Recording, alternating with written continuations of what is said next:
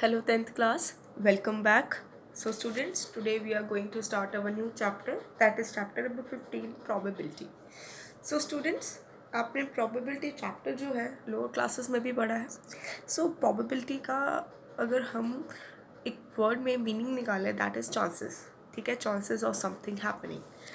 अब मैं example लूँ कि it may probably rain today.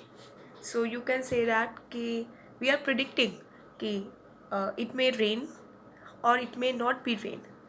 Okay, तो अगर मैं बोलूँ कि आज बारिश होगी तो ये भी हो सकता है, हो भी सकती है, नहीं भी हो सकती है. We are predicting from the past experiences. ठीक है, तो जो वर्ड है प्रोबेबली वो क्या है? ठीक है, the word probably is in the sentence is numerically bye means of probability. Probability की तरह ऐसे ही वर्ड्स हैं डाउट एंड चांसेस. ठीक है, जो क्या करते हैं स्टेटमेंट में अनसर्टेनिटी होने का बताते हैं. ठीक है, लिखा मैंने यहाँ पर the words probably, doubt, chances etcetera used in the statement involve an element of uncertainty. ठीक है, so basically probability is the likelihood of something happening, कि a chance of something happening. ठीक है, कि कितने चांसेस है कि कोई चीज़ हो सकती है. Like one coin is tossed. ठीक है, there is two possible outcomes like head and tail. So what is the probability of getting head? 50%. what is the probability of getting tail? it is also 50%. मतलब this is a chance of something happening कि 50% chances है किसके? Head के होने के, and 50% chances है tell के होने के. That means this is a like a probability. Okay, formula आपने 9th क्लास में पढ़ा है. फॉर्मूला क्या होता है प्रोबेबिलिटी का? Number of favourable outcomes divided by total number of outcomes.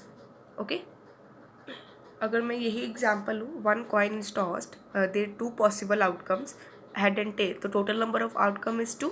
ठीक है, अगर मैं बोलूँ what is the probability of getting head, तो number of favourable outcome is head which is 1. So the probability of getting head is 1/2.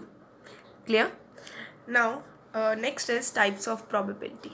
There are two types of probability: experimental probability and theoretical probability.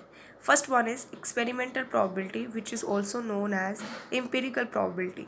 This probability is based upon the observation of experiment. Like if we toss a coin 1000 times, अगर हम 1000 time coin को toss करेंगे, अगर head आता है 567 times and tell आता है 433 times. ठीक है, अब देखो जो 1000 कॉइन को मैंने टॉस किया, मैंने हर एक जो कॉइन को टॉस करते हैं, ठीक है, उसकी ऑब्जर्वेशन मैंने लिखी. ठीक है, ऑब्जर्वेशन लिखने के बाद हमारे पास आया कि हेड जो है इतनी बार आया, टेल जो है इतनी बार आया.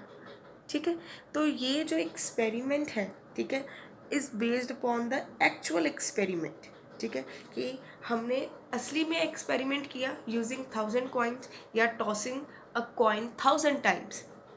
Okay, so for this reason this is known as experimental probability. Clear? अगर मैं इस केस में बोलूँ find the probability of getting head, तो देखो क्या होगा, प्रोबेबिलिटी निकालेंगे हेड की. सो total number of outcomes is 1000 and और अगर मैंने हेड की निकालनी तो वो कितनी बार आया? Favourable outcome is 567. So probability is 0.567. ठीक है, so this is a experimental probability जो हम एक्चुअली एक्सपेरिमेंट करते हैं. ठीक है, चाहे वो 1000 टाइम रिपीट हो रहा है, चाहे 2000 टाइम रिपीट हो रहा है, based upon the observation of the experiment, कि ये मैंने ऑब्जर्वेशन नोट की और हमने उसकी प्रोबेबिलिटी फाइंड आउट की. Clear? Next is theoretical probability, which is known as classical probability. Suppose students, if we number of tosses increases in first case, अगर मैं number of toss increase करूँ, ठीक है, the experiment probability of head seem to be settled down around the number is 0.5. ठीक है, कि अब देखो अगर मैं इसके number of टॉसेस इंक्रीज़ करूँ, ठीक है, जो हेड की प्रोबेबिलिटी है वो अराउंड 0.5 के आसपास आ जाएगी. ठीक है, अगर मैं करते देखो 0.67 तो है, अगर मैं और करूँगी तो ये ऑलमोस्ट सेम होता जाएगा. ठीक है, same number of head, same number of tail, approximate same होता जाएगा, तो इसकी जो वैल्यू होगी वो 0.5 के आसपास आती जाएगी, which is called as theoretical probability. ठीक है। इसका मतलब क्या है कि based upon possible chances of something to happen, कि किसी के होने के पॉसिबल चांसेस, जैसे है 1 कॉइन टॉस किया, ठीक है, देयर इज़ 2 चांसेस, ठीक है, 2 पॉसिबल आउटकम्स है, हेड और टेल। अगर मैं प्रोबेबिलिटी निकालूं हेड की, this is 1/2 which is equal to 0.5, ठीक है। तो ये क्या एक पॉसिबल चांसेस हैं इसके होने के। हमें यहाँ पर बहुत सारे एक्सपेरिमेंट करके एक्चुअल ऑब्जर्वेशन नहीं निकालने वाली, यहाँ पर हमने क्या किया है, हमने अजम्पशन बना ली है, we prepare to make a certain assumption, ठीक है। So the repetition of the experiment should be avoided in this case, okay. So that assumption is directly calculating the theoretical probability. Clear. यहाँ पे हमने एक exemptions बना ली जो हमें क्या कर रही है, बार बार एक्सपेरिमेंट करने से अवॉइड हो रहा है, ठीक है। तो यहाँ पर हमने क्या किया, अवॉइड कर रहे हैं, तो जो अजम्पशन है वो डायरेक्टली हमें क्या कर रही है, प्रोबेबिलिटी दे रही है। देखो यहाँ पर प्रोबेबिलिटी है, अगर मैं इसको नंबर ऑफ चांसेस, इसके नंबर ऑफ टॉसेस इंक्रीज करते जाऊँ, इसकी प्रोबेबिलिटी भी अराउंड 0.5 होगी। अगर मैं थ्योरेटिकल बेसिस से करूँ तभी इसकी प्रोबेबिलिटी 0.5 ही होगी। क्लियर।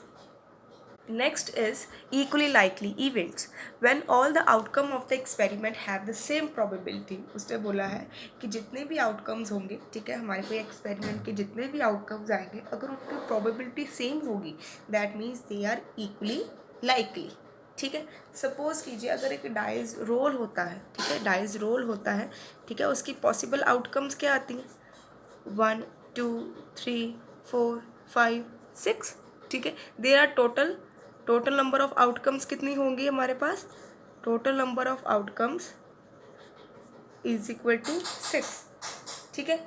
देन अगर मैं बोलूँ find the probability of getting a number 1, अगर 1 नंबर निकाला है तो उसकी प्रोबेबिलिटी कितनी होगी, 1/6। क्यों, favourable outcome is 1 and total number of outcome is 6, तो प्रोबेबिलिटी कितनी होगी, 1/6। ऐसे ही find the probability of getting number 2, also 1/6।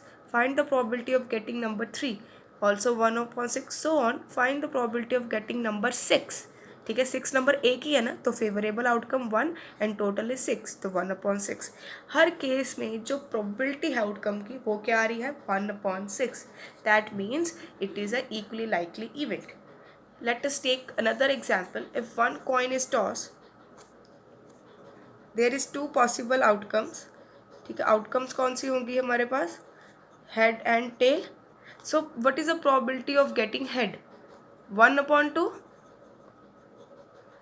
and what is the probability of getting tail, also 1/2। That means जो आउटकम है उनकी probability सेम है, so it is a equally likely event. Clear, ठीक है। नेक्स्ट देखिए सैम्पल स्पेस। सैम्पल स्पेस क्या है, when we list all the possible outcomes of experiment we obtain the sample space. अगर हम एक्सपेरिमेंट की सारी आउटकम्स लिखते हैं, जितनी उसकी पॉसिबल आउटकम्स हैं हम वो सारी लिखेंगे, ठीक है, वो क्या आ जाती है, सैम्पल स्पेस। सैम्पल स्पेस को हम कैपिटल एस के साथ डिनोट करते हैं और जितने भी आउटकम्स हैं उसको हम कर्ली ब्रैकेट्स में लिखते हैं। ये देखिए अगर मैंने डाई रोल किया था तो पॉसिबल आउटकम थी 1 2 3 4 5 6। अगर मैंने रोलिंग अ डाई का पॉसिबल आउटकम्स लिखनी है, सैम्पल स्पेस लिखनी है, तो कैसे लिखेंगे, कैपिटल एस के साथ डिनोट करेंगे, ये कर्ली ब्रैकेट 1 2 3 4 5 6, तो ये क्या आ गई, sample space of rolling a die. ऐसे ही अगर मैंने 1 कॉइन टॉस हुआ है उसकी सैम्पल स्पेस लिखनी है तो एस कैपिटल, क्या आते हैं possible outcome, head and tail, ये आ गई सैम्पल स्पेस। क्लियर। नेक्स्ट है हमारे पास event. It is a single outcome of an experiment. कहते हैं ये सिंगल आउटकम है किसका, एक्सपेरिमेंट का। सपोज कीजिए हमारे पास सैम्पल स्पेस है दिस, कि 1 कॉइन टॉस हुआ उसकी सैम्पल स्पेस है दिस। मैंने बोला है कि find the probability of getting head, तो हम क्या करेंगे, एक इवेंट ले लेंगे, ठीक है, let H be the event, कि वो इवेंट क्या करेगा, हमें किसकी प्रोबेबिलिटी निकालने में हेल्प करेगा, इसकी हेड की, गेटिंग अ हेड। तो ये क्या आ गया, एक इवेंट हो गया, ठीक है। ओके स्टूडेंट्स, ये क्या करता है, single outcome, it is a single outcome of an experiment. अगर ये हमारे पास रोलिंग और डाई की सैम्पल स्पेस है, अगर मैं बोलूँ कि मुझे क्या निकालना है, what find the probability of even numbers, तो हम क्या करेंगे, let E be the event, getting even numbers. ठीक है, तो ये हमारा क्या आ गया, event.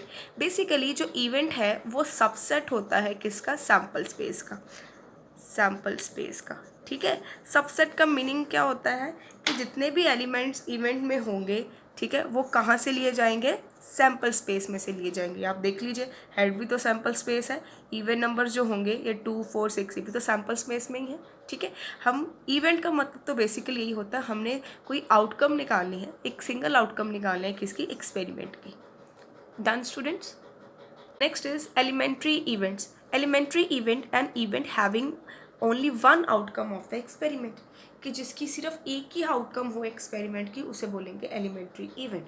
Suppose let take example, one coin is tossed. ठीक है, there is 2 possible outcomes, head and tail. Find the probability of getting head is 1/2 and the probability of getting tail is also 1/2. Okay, so in this case, ठीक है, ये देखो इस case में क्या है, event having only one outcome, एक ही आउटकम है। ठीक है, so this is a elementary event. So HNTR elementary events. ठीक है, एक ही आउटकम है ना, ये देखिए, तो ये क्या हो गए, एलिमेंट्री इवेंट्स। ओके स्टूडेंट्स, ठीक है। और हमने देखो यहाँ से हम ऑब्जर्व कर रहे हैं, अगर मैं एलिमेंट्री इवेंट्स को ऐड करूँ तो उनका सम क्या आता है, 1।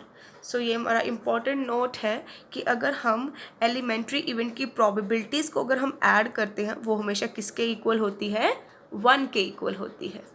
क्लियर, एलिमेंट्री इवेंट्स पता लग गया आपको। Next is complement of an event.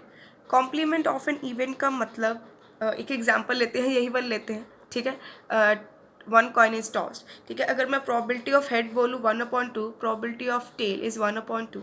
अगर मैं टेल को लिखूँ, टेल को ऐसे लिखूँ, probability of getting not an head, not an head, तो ये इक्वल होगा इसके। नॉट एन हेड का मतलब भी क्या होता है, टेल ही होता है। ठीक है, नॉट हेड का मतलब भी क्या होता है, टेल ही होगा। तो इस नॉट हेड को मैं क्या करूँगी, रिप्रेजेंट करूँगी किस वे में, देखो नॉट हेड को मैं लिखूँगी ऐसे, H बार। ठीक है, या H बार के साथ डिनोट करूँगी, या मैं करूँगी H प्राइम के साथ, या H कॉम्प्लीमेंट के साथ। ठीक है, तो ये क्या हो गया कि मैंने नॉट हेड लिखा, नॉट हेड जो है वो इस इवेंट का क्या हो गया, कॉम्प्लीमेंट हो गया। ठीक है स्टूडेंट्स, मैंने टेल की जगह क्या लिखा, नॉट हेड, कि हमने प्रोबेबिलिटी निकालनी है कि हेड नहीं होना चाहिए। अगर हेड नहीं है तो उसके अलावा क्या होगा, टेल ही होगा। नॉट हेड का मतलब क्या है कि प्रोबेबिलिटी ऑफ गेटिंग टेल। तो इसका मतलब क्या हुआ कि जो ये इवेंट है वो इस इवेंट का, हेड के इवेंट का क्या हो गया, कॉम्प्लीमेंट हो गया। तो ये देखो, तो अगर मैं इन दोनों को प्लस करूँ, ऐसे था ना, इन दोनों को प्लस करूँ तो 1 आता। अगर मैं इन दोनों को भी प्लस करूँ, देखो H बार लगा के प्लस करूँ, तो इनकी प्रोबेबिलिटी भी हमेशा क्या होगी, 1 होगी। ठीक है, तो कॉम्प्लीमेंट को हम डिनोट करते हैं E प्राइम, ये कोई भी इवेंट है E। ठीक है, E prime, E bar and E complement. ठीक है, तो the event E presenting not E, जैसे मैंने H लिखा है, अगर यहाँ पर E हो, अगर हम इवेंट E नेम दे दें, तो इसका मतलब क्या होगा, नॉट E, इसका is called the complement of the event. इसका मतलब हो सकता है आप ईजी से लैंग्वेज बोलो, ऑपोजिट। ठीक है, हेड का ऑपोजिट क्या है, टेल है ना। अगर मैं नॉट हेड बोलूँ तो भी टेल की बात कर रहे हैं। ठीक है, तो E और E' आपस में क्या हो गए, कॉम्प्लीमेंट्री इवेंट्स हो गए। क्लियर, तो देखो इन दोनों की, अब देखो ये क्या, probability of event E, probability of event not E, not E, इन दोनों का सम क्या होगा, हमेशा 1 के इक्वल होगा। ठीक है, अगर सपोज कीजिए हमें किसी प्रोबेबिलिटी की वैल्यू दी है, इवेंट की E की वैल्यू दी गई है। ठीक है, तो अगर हमने नॉट E की निकालनी तो कैसे फाइंड आउट करेंगे, बाय यूजिंग दिस फॉर्मूला। ठीक है, बाय यूजिंग दिस फॉर्मूला हम क्या कर सकते हैं, उसकी वैल्यू फाइंड आउट कर सकते हैं कि probability of not E is equal to 1 minus probability of E।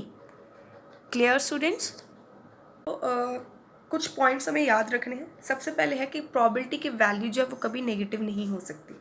Probability की जो वैल्यू होगी कभी भी नेगेटिव नहीं हो सकती और ना ही वो 1 से कभी ज़्यादा हो सकती है, ठीक है। मतलब जो प्रॉबिलिटी की वैल्यू है वो किस रेंज में रहेगी, 0 और 1 के रेंज में रहेगी, greater than equal to 0 and less than equal to 1। It can be fraction, fraction में भी हो सकती है, it can be decimal, decimal में भी हो सकती है, ठीक है।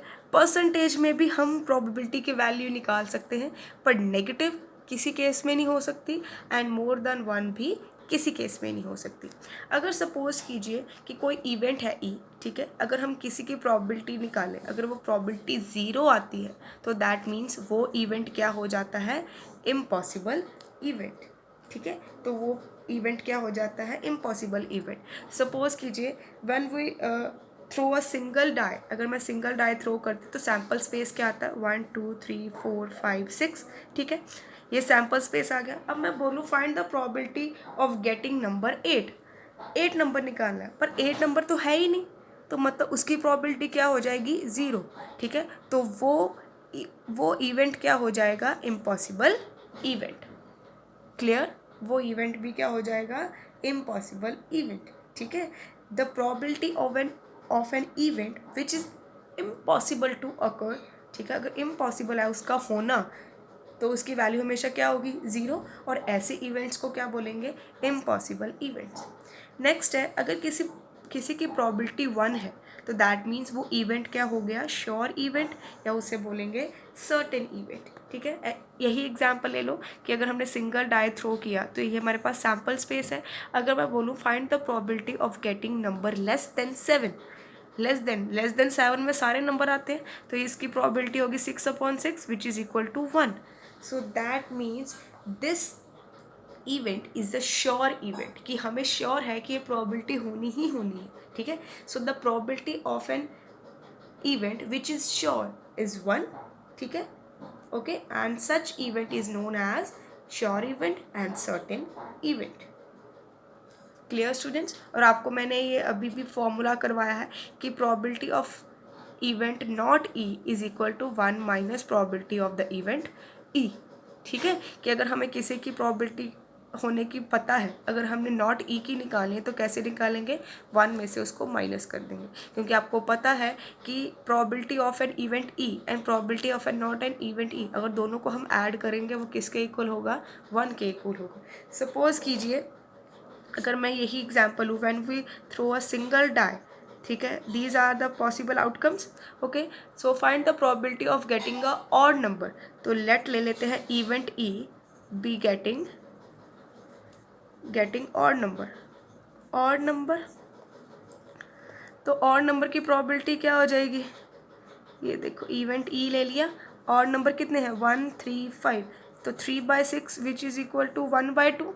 अगर मैं बोलूँगी find the probability of getting even number, तो ऑड के अलावा क्या है, इवन, तो अगर मैं नॉट ऑड बोलूँ तो उसका मतलब भी तो इवन ही होगा, तो इवन कितने हैं, 2 4 6, तो which is also equal to, देखो कितना आएगा, 1/2, ये भी 1/2। अगर मैं इस फॉर्मूला से निकालूँ नॉट ई की वैल्यू, ठीक है, probability of getting even numbers, ठीक है, तो 1 minus probability of getting odd numbers, तो is equal to 1 minus 1/2 which is also equal to 1/2। देखो सेम आ गई वैल्यू, मतलब हम इस फॉर्मूला से भी निकाल सकते हैं और डायरेक्ट प्रोबेबिलिटी का फॉर्मूला यूज़ करके भी निकाल सकते हैं। Okay students, clear, this is all for today, introduction part.